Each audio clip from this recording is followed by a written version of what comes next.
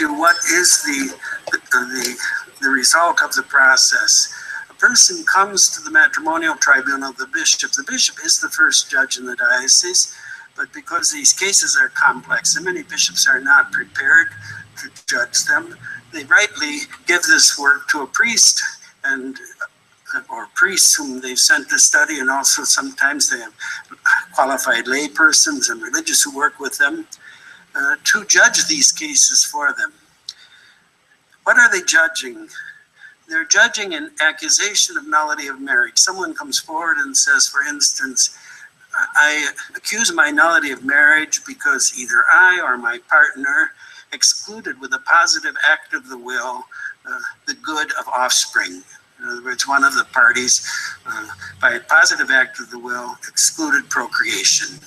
There'd be no children in the marriage. It could also be excluded the good of fidelity, that one or other of the parties intended with a positive act of the will to be unfaithful in the marriage. So the person brings forward that accusation.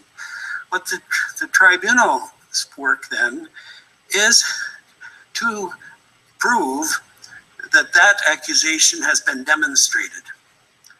And the final judgment is that it has been established that the marriage was null on this or that ground. For instance, the exclusion of offspring, or the exclusion of fidelity, or the exclusion of indissolubility. And there are other grounds as well. The church does not declare that the marriage is absolutely invalid. It can't, only God knows that. And it certainly doesn't, as some language which has come out from the Synod of Bishops has suggested, it doesn't judge the validity of the marriage. In other words, if it gives a negative judgment, that's not a declaration that the marriage is valid, it's simply a declaration that hasn't been shown that it's invalid. And so it's a limited judgment, which is humanly possible to be made with moral certitude. And people who bring a cause of nullity to the church should have this in mind, to come with complete sincerity and honesty, knowing that God knows the truth about the marriage.